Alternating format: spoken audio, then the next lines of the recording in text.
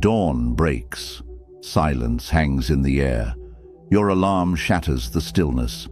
And in that single moment, before your mind floods with thoughts, before the world makes its demands, you hold pure potential. Right here, right now. You can either let this day happen to you, or you can seize it with both hands and make it yours.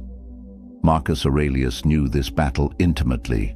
Ruler of Rome, warrior, philosopher, he faced mornings just like yours, and he wrote these words in his private journal.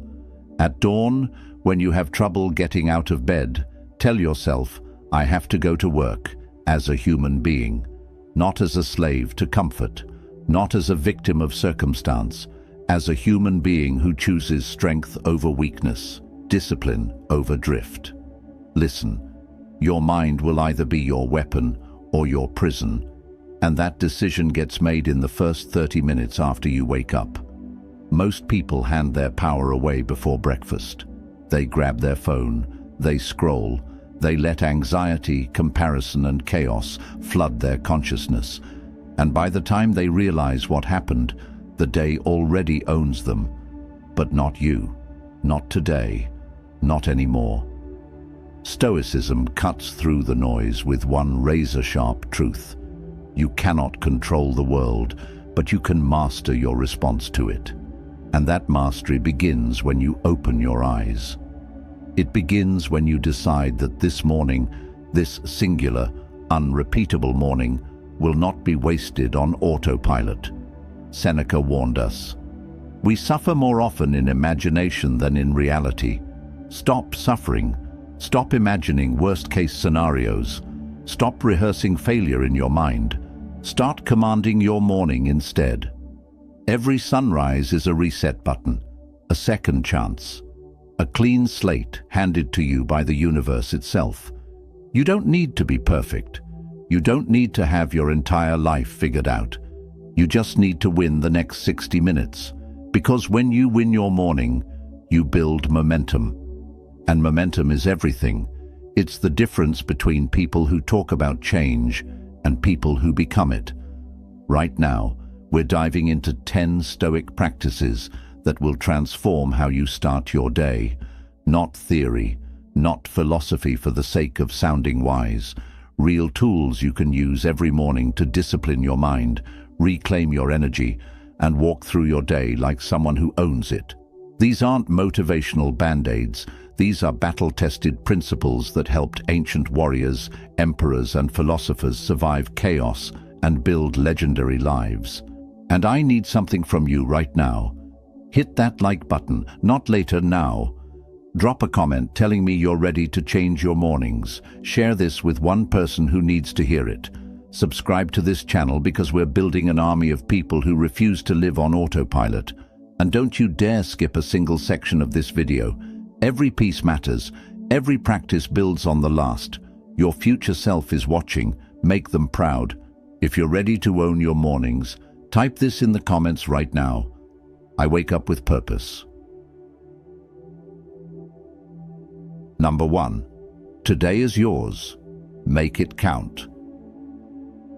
Every morning you're handed 24 brand new hours. No one can take them from you. No one can spend them for you. They're yours. But here's the catch. They disappear whether you use them or not. The Stoics called this memento mori, the remembrance of death, not to make you sad, but to wake you up. Seneca wrote, "It is not that we have a short time to live, but that we waste a lot of it." Think about that. We act like we have forever, but we don't. And the mornings we throw away, we never get them back. When you wake up, your first thought matters. Most people wake up thinking about what they didn't finish yesterday or what might go wrong today. That's a losing game. Instead, start with a simple declaration. Today is mine. I own it. I will not drift through it. This isn't arrogance, it's ownership. It's refusing to be a passenger in your own life. The moment you take responsibility for your day, you take back your power. The Stoics believed that each day was a microcosm of an entire life. How you live today is how you live your life. If you waste today, you're practicing wasting your life. If you honor today, you're practicing a life of meaning. So, when your alarm goes off, don't hit snooze. Don't check your phone. Don't scroll. Sit up, take a breath, and remind yourself, this day will never come again. It's not a rehearsal, it's the real thing. Epictetus said, "Freedom is the only worthy goal in life. It is won by disregarding things that lie beyond our control." And what's beyond your control? Yesterday, tomorrow, other people's opinions. What is in your control? Right now, this moment, this choice. You can't control if it rains today, but you can control whether you complain about it or grab an umbrella. You can't control if someone is rude to you, but you can control whether you let it ruin your peace. Making today count doesn't mean you have to conquer the world.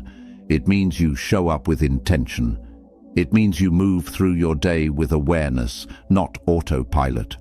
It means you ask yourself, am I using my time, or is my time using me? When you start treating each day like the gift it is, everything shifts. You stop procrastinating. You stop waiting for the perfect moment. You stop living in your head and start living in your life. Today is yours. Don't waste it. Don't save it. Live it. Drop your declaration below. Comment, "I own my day." Below. Comment, "I own my day." Number 2. Your thoughts shape your day. Marcus Aurelius once said, "The happiness of your life depends upon the quality of your thoughts, not your circumstances, not your bank account, not the weather or the traffic or what someone said to you, your thoughts." And the battle for your day is won or lost in your mind before you ever step out of bed. If you wake up thinking, "I don't want to do this," then you won't. If you wake up thinking, "I can't handle this," then you probably won't. But if you wake up thinking, "I choose how I respond to today," everything changes. Your mind is the most powerful tool you have, but most people never train it. They let thoughts run wild, like untamed horses pulling them in every direction. The Stoics understood that discipline begins with awareness. You have to catch your thoughts before they catch you. When a negative thought appears, "This is too hard, I'm not good enough," what's the point? Don't let it settle in. Question it. Challenge it. Ask. We suffer more often in imagination than in reality. Think about how many times you've worried about something that never happened, how many hours you've lost replaying conversations that are over, how many mornings you've started in a mental prison of your own creation. The Stoics practiced something called premeditatio malorum, imagining the worst so you're prepared, not paralyzed. But they didn't dwell there. They used it to build resilience. Then they moved forward with clarity. Every morning, you get to choose the lens you look through. You can focus on what's wrong, or you can focus on what's possible. You can replay yesterday's mistakes, or you can learn from them and let them go. This isn't toxic positivity. This is intentional thinking. It's refusing to let your mind bully you into a bad day before it even starts. When you wake up, take 60 seconds, just 60, and set your mental direction. Say to yourself, "I will not be ruled by fear today. I will not be reactive. I will be thoughtful. I will be strong." The quality of your thoughts determines the quality of your actions, and the quality of your actions determines the quality of your life. It's that simple. If you think small, you'll act small. If you think defeated, you'll act defeated. But if you think with purpose, with courage, with discipline, you'll act that way too. Your thoughts are not random. They're seeds. And every morning, you're planting a garden. Plant wisely. Let me see your commitment. Write in the comments, "I choose my thoughts." Number 3. Leave yesterday behind.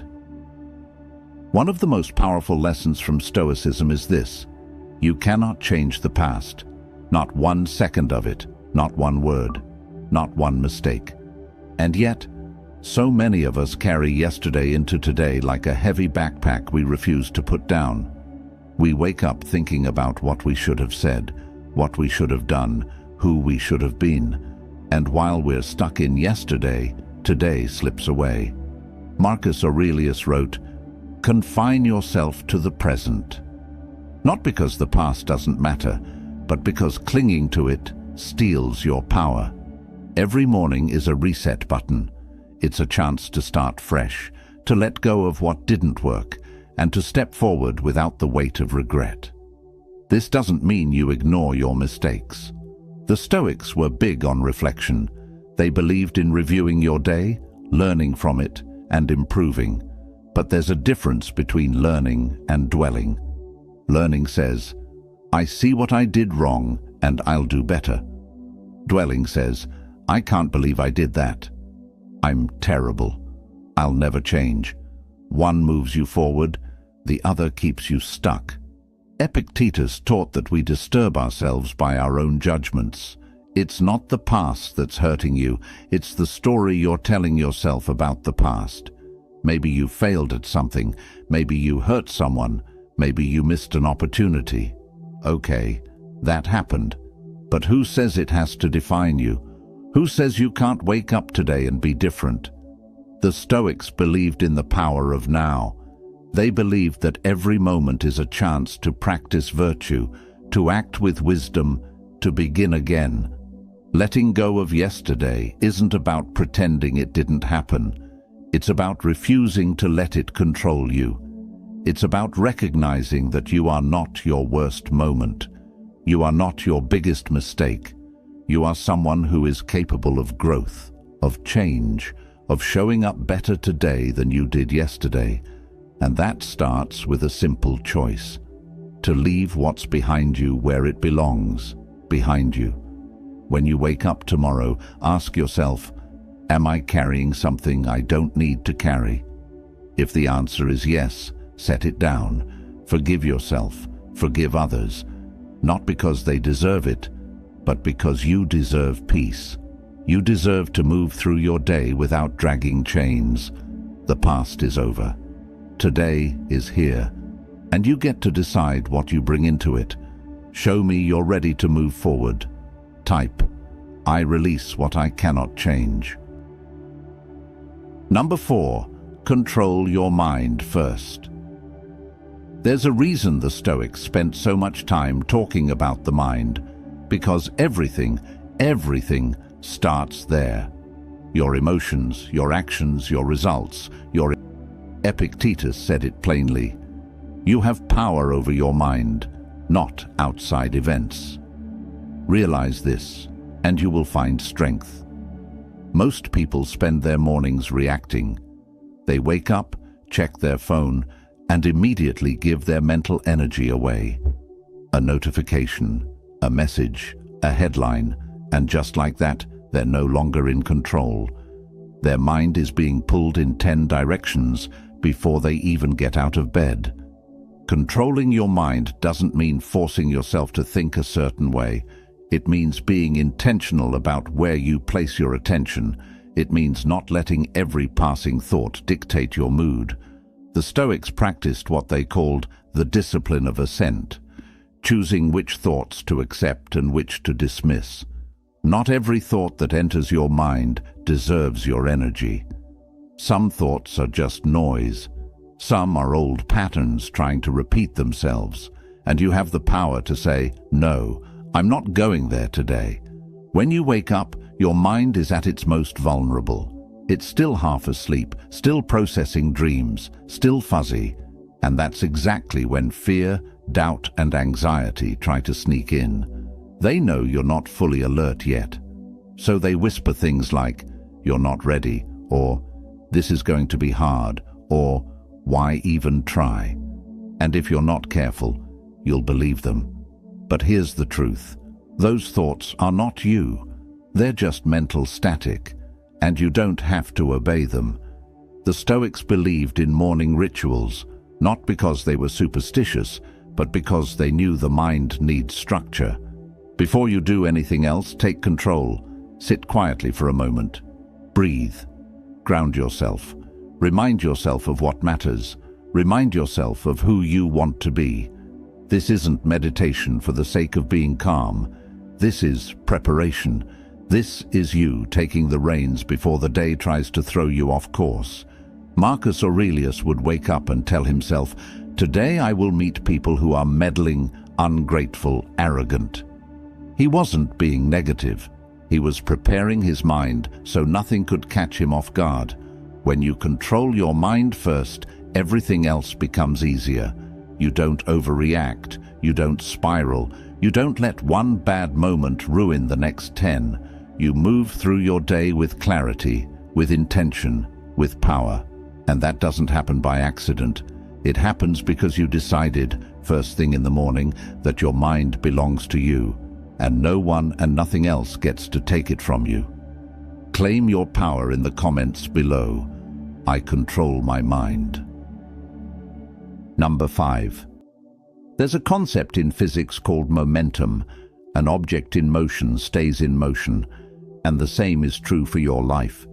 How you start your morning creates momentum that carries you through the entire day. If you start slow, distracted, and half-hearted, that energy follows you. But if you start strong, with clarity, with focus, with action, you build a force that's hard to stop. The Stoics understood this deeply. They didn't wait to feel motivated. They didn't wait for inspiration. They acted first, and the energy followed. Seneca wrote, "Begin at once to live and count each separate day as a separate life." That means you don't ease into your day. You don't warm up to it. You attack it, not with stress or aggression, but with purpose. You decide what matters most, and you do that first, not later, not when you feel like it. First, because when you win the morning, you win the day, and when you win the day, you win your life. It's that simple. Starting strong doesn't mean you have to do something huge. It means you do something that matters. Maybe it's 10 minutes of reading. Maybe it's a workout. Maybe it's journaling. Maybe it's tackling the hardest task on your list while your mind is still fresh. Whatever it is, it should be something that makes you feel like you've already won before most people have even started. The Stoics called this practicing virtue, doing the right thing, even when it's hard, especially when it's hard. But here's the key: starting strong is only half the battle. You also have to finish stronger. A lot of people start with fire and fizzle out by noon. They make big plans and quit halfway through. The Stoics hated that. They believed in endurance, in consistency, in seeing things through. Marcus Aurelius said, "Just that you do the right thing. The rest doesn't matter." It's not about being flashy. It's about being faithful to your commitments. It's about doing what you said you'd do, even when no one's watching, even when it's boring, even when it's hard. Every morning, ask yourself 2 questions. How will I start today? And how will I finish today? Because the truth is, a strong start with a weak finish is just wasted potential. But a strong start with a strong finish, that's how you build a life you're proud of. That's how you build discipline. That's how you become unstoppable. Start strong, stay strong, finish stronger. Declare your intention. Comment, "I finish what I start." Number 6, perfect. It just matters that you move. Because movement creates clarity. Movement creates momentum, and momentum creates results. The longer you wait, the harder it gets. The more you think about doing something, the more reasons you find not to do it. But when you act immediately, you don't give fear a chance to talk you out of it. Epictetus taught, "No great thing is created suddenly." But here's the thing: great things are created through immediate, repeated action. Not tomorrow, not next week. Now. Every morning is an opportunity to practice immediacy, to stop negotiating with yourself, to stop making excuses, to stop saying, "I'll do it later," and just do it now. It doesn't have to be big. Make your bed, take a cold shower, write one sentence. You become unstoppable. Waiting feels safe, but it's a trap. It's the illusion of control. You think you're being careful, being smart, being strategic. But really, you're just scared. And that's okay. Fear is human, but you don't have to obey it. The Stoics taught that courage isn't the absence of fear. It's action in the presence of fear. So, feel the fear, acknowledge it, and then do the thing anyway. Act now. Not because you feel like it, but because you're someone who acts. Because you're someone who doesn't wait for permission from life. You take it. Prove you're done waiting. Type below, "I act without delay." Number 7. Focus gives you energy. Here's something most people get backwards. They think they need energy to focus. But the truth is, focus creates energy. When your mind is scattered, when you're trying to do 10 things at once, when you're jumping from task to task, you feel drained, exhausted, overwhelmed. But when you focus on one thing, when you pour your full attention into a single task, something shifts. You feel alive, you feel powerful, you feel capable. The Stoics called this single-mindedness. They believed that the fragmented mind is the suffering mind. Marcus Aurelius wrote, "Concentrate every minute like a Roman, like a man, on doing what's in front of you with precise and genuine seriousness. Not what's behind you, not what might happen later.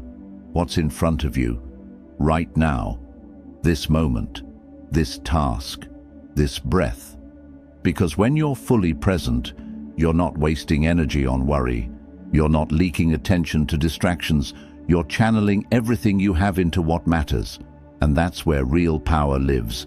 Every morning, distractions are waiting for you. Your phone, your email, social media, the news, other people's problems. And every time you give in to a distraction, you're giving away a piece of your energy. The Stoics understood that attention is a limited resource. You only have so much of it, and where you place it determines what you create, what you accomplish, and who you become. So, guard it, protect it. Don't let the world steal it from you before you even start your day. Seneca said, "To be everywhere is to be nowhere." When you're multitasking, you're not really doing anything well. You're just spreading yourself thin. But when you focus, truly focus, on one thing, you do it better, you do it faster, and you feel better doing it. Focus isn't just about productivity. It's about presence. It's about honoring the moment you're in. It's about saying, "This matters. I'm here. I'm not half present. I'm all in." Every morning, decide on your focus.